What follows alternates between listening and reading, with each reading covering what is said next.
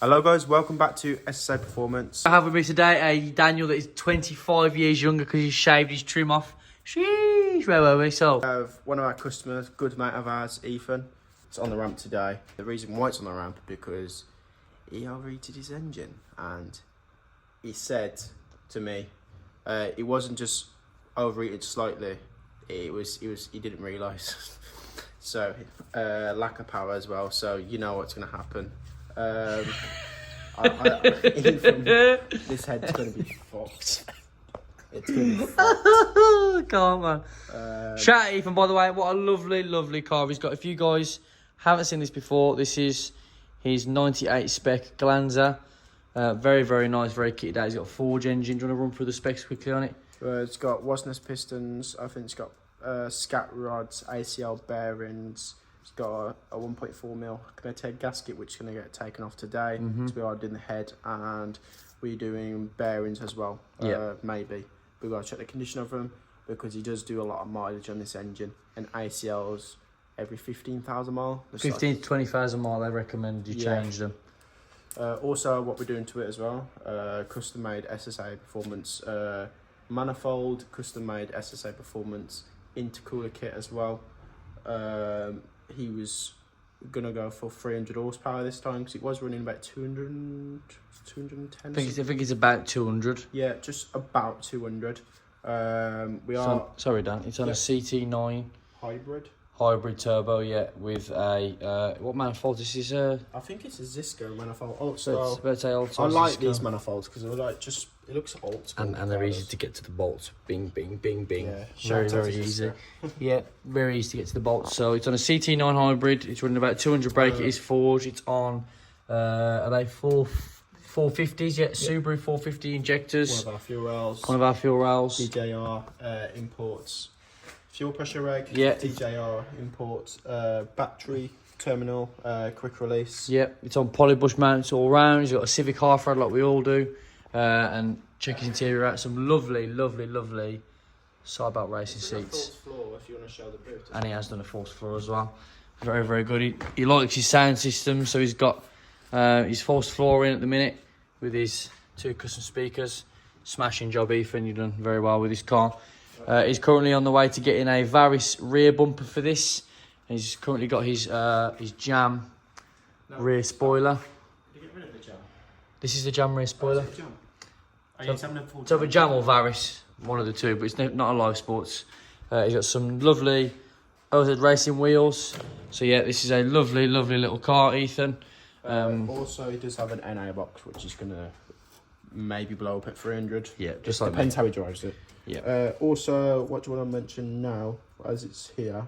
This is also on a Link Monsoon, which was fitted and mapped by us not too long ago. So he's got everything here ready to go. Nothing stopping Ethan from making 300 brake apart from his turbo setup. He's got everything else, all the supporting mods that he needs are all here. So it's just a case of getting his head gasket sorted. Yeah, as I was saying, Sean's going to supply Ethan with a 21 or 19... 2 TDO4 hybrid. Yeah, 21, 330 all day. 19, about 300, 309, 307, around about that mark. Something That's like what that. we normally see. Yeah. That hybrid turbo. This is also got Glanza cams in it. It's got some tuning developments, stiffer valve springs as well. Yeah, shout out to Mike. Yeah. Good valve springs as well. Very good valve springs. So this wants nothing other than the turbo kit, bigger intercooler, some piping. He also wants a exhaust system as well because if I quickly get underneath it, Ethan's got a big 2.5 inch all the way through like me, and he wanted to go 3 inch. So there's literally nothing else stopping him from making the power he wants. Yeah, you notice a big difference because you notice the torque when you do a pull with this exhaust setup on with the TDR4 and all that stuff. You notice that the torque is a bit low down. Since you put that 3 inch, it's flowing and it's making good torque.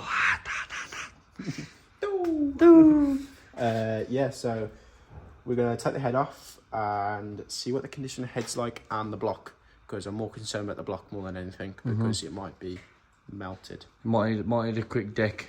Yeah. Hopefully not. Hopefully we can get over just doing the head. So we'll let you guys know. Yeah. So we're at a stage where we took the manifold off.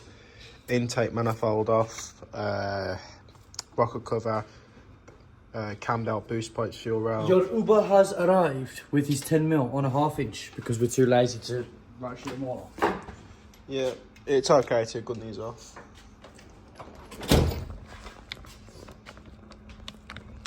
If he wants to go, there we go. It's always alright to gun things off, it's just never gunning things on. Yeah, especially like these. Do not gun these on. Saves us a bit of time, that's all.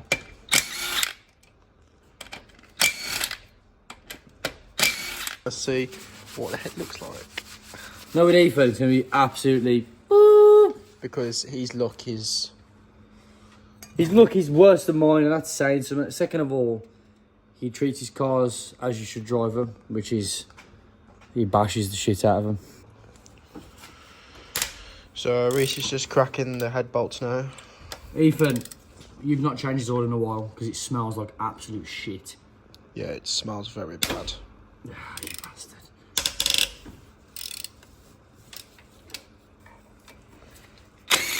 So we don't gun them off with a mat gun. It would break the torque, but it would also probably try and break that. Would you gun yours off? What, mine? Yes. Oh yeah, look, that is indeed coolant. Burnt through 2 and 3, so that's what we're expecting, 2 and 3 to be. And I'm just hoping the block's good. Yeah, there we go. You can take that off now. Sorry, don't mind me. I'm just arousing the head by rubbing it. Oh my god, my pussy hurts. Anyway. What was that? The Jubilee clip went flying.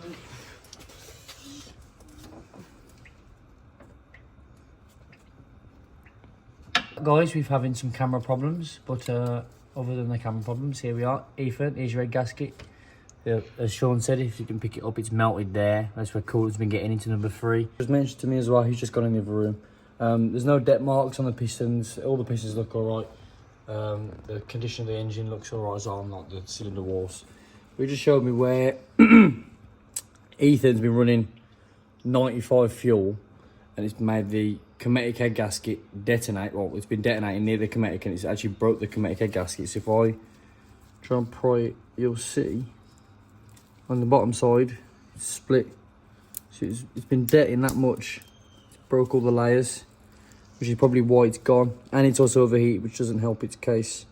It's gone on both sides. I don't know if you can see there's a big split at the top of there as well that my nail catches onto. I just can't seem to separate it right now. This is a Cometic head gasket. Like, these do not go. I beat the shit out of my car. It doesn't break. This has definitely been run on 95 before. Which is Sean said that's probably the main reason why the gasket's done this and split and layered. So obviously as that's happening, it's pressurising, then it's overheated, which is probably what's caused it to go, fuck this, I've had enough. So, yeah. As I want to mention, if your car's mapped to 99 and you put 95 through it, luckily this is on a CT9 because it's not going through hardly any boost.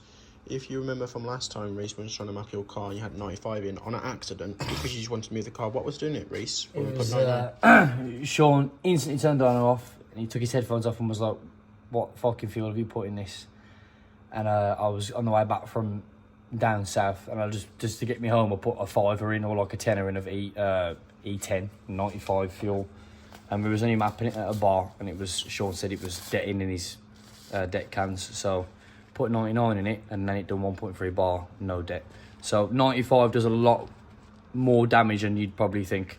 Yeah. Sean has told me as well, it's not the end of the world. If you do put 95 in it, just don't boot it. Try not to get into boost, so you can keep it like, you know, NA, especially got TDO4, it's a lot easier. Even's on a CT9, so the minute you boot it, you've got turbo. Whereas most Glanzas and Starlets that are on TDO4s kicks in quite late. So you've got, you know, up to 3.5, 4K of no boost at all. Or even if you just lightly throttle it and you don't let the turbo start spooling, it won't det. So it's not the end of the world if you do put 95 in it. But if you're going on a spirited drive, do not put 95 in because it will det, and then this will happen over time. If this was a 300 brake TDO4 hybrid setup, 1.4 bar, this engine will be getting its tits off. Det is just pre-ignition. So it'd be doing damage to the cylinder walls, it'd be doing damage to the pistons, and obviously the head gasket, because as we've told you guys before, we rant and rave about cosmetics for a reason. We never have issues with them unless something like this happens. Parameters that exceed what they're rated for happen, such as this. Or, you know, your car be mapped for 99 and you put 95 in it and then you go take it on a pull. So, yeah. Imagine this was on a stock head gasket. That block would have been... melted. It wouldn't have lasted. So, it's not nothing to do with the head gasket. Like, this engine was built in Jan, so it's been 8 months now. But it's done a lot of miles. He said his head kicked in, it's overheated, it's run on 95. There's a lot of things that have caused this to happen. Nothing Ethan's fault, nothing of the customer's fault at all.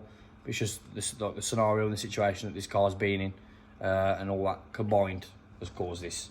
So I believe, if I remember correctly, Ethan said the fan didn't kick in, which is why it overheated. He didn't realise. Have we even checked the head? We haven't flipped the head. No, let's flip the head. Well, don't flip it, just lift it up so I can see. I'm going to get covered in oil.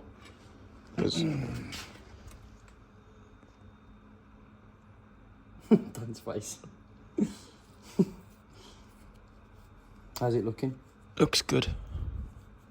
Yeah, so this today, we'll strip this today, pull the buckets and stuff out of it, take all the thermistor housing and that off, and this will get sent to our machine shop for a pressure test, mainly because it's got that hot and a skim. Well, so, I don't know if it looks alright from my, but obviously a machine shop for like where we take our heads will know what they're doing. They put all the gauges on it and stuff, so we'll find out probably early next week if... That's his oil. Ethan, I'm going to come for you. You change your pissing oil. I like my can of Coke now, so every time I drink it, it stinks of oil. It smells hot. Saying that, guys, you might have changed your oil. If you do overheat your engine, the oil does do this. So you probably has changed it fairly recently. But I hope he does. I hope he does. You and me both. You better have. So that could be another reason why it's black and it smells, because it's got that hot. It's burnt. I've overheated 3 of my cars, all Starlets, and they look like that when you pull the head off. So now we're going to just prep the block, make sure it's all level, as we just said, to get a ruler, flat ruler, do it how we normally do it, and we're going to do all that, make sure the block's all good. Off camera, because it's a bit faff trying to level it all and film it. And then we're going to send the car up, take sump off, and then... check his bearings. Yeah. So we just took sump off. Rod number 1 is ready to come off. We checked all the rod bearings as well. Every single one's mint. Rod number 1 is mint for 15,000 mile. It's not really like being touched or anything. So we're going to put it all back together, torque it all up to spec, clean everything, make sure everything's clean before we're talking up to spec. And that's it really. So we're going to put all this back together and get back to you. Hello and welcome back everyone to part 2 of today's video. Talk like David Attenborough. Hello and welcome back to part 2 of this mini-series with Ethan's car here. What we're doing today, we've had the head has returned from its resting place in machine shop.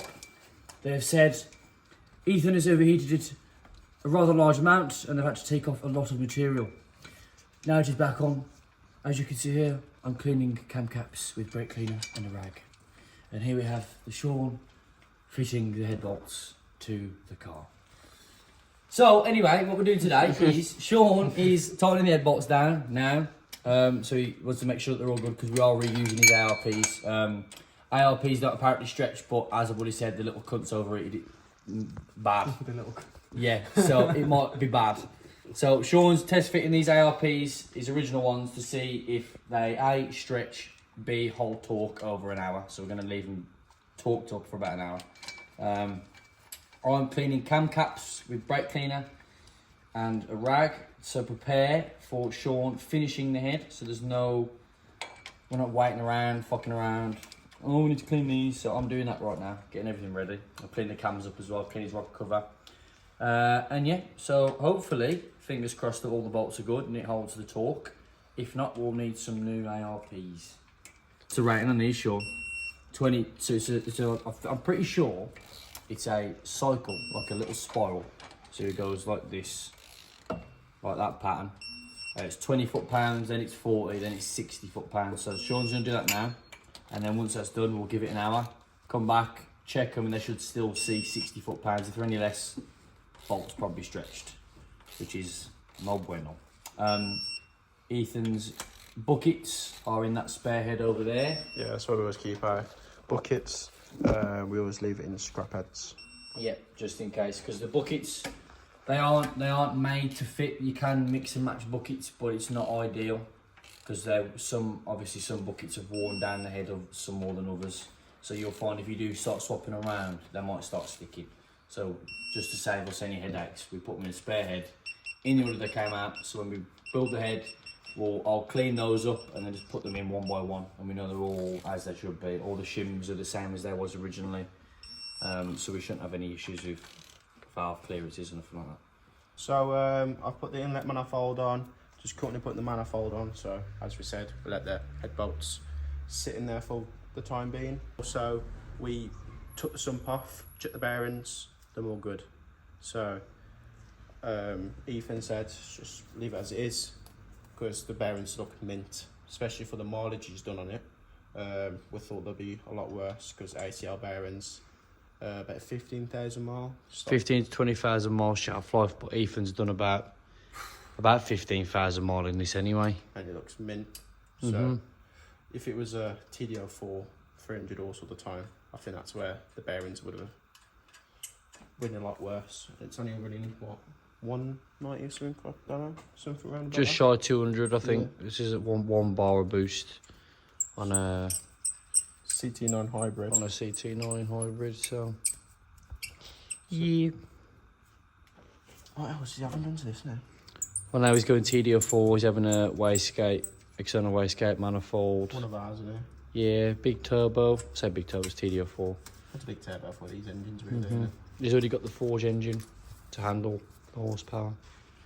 Yeah. It's just a case of supporting mods now. It's like the opposite of mine. I've got everything that it needs to make 300 brake, just my engine's stock. It is making 300 nearly. Somehow. Is there all boost pipes in here now? Boost pipes, intercooler kit, catch can made up. There's a lot of fabrication work for this car. Yeah, a lot of fabrication. The intercooler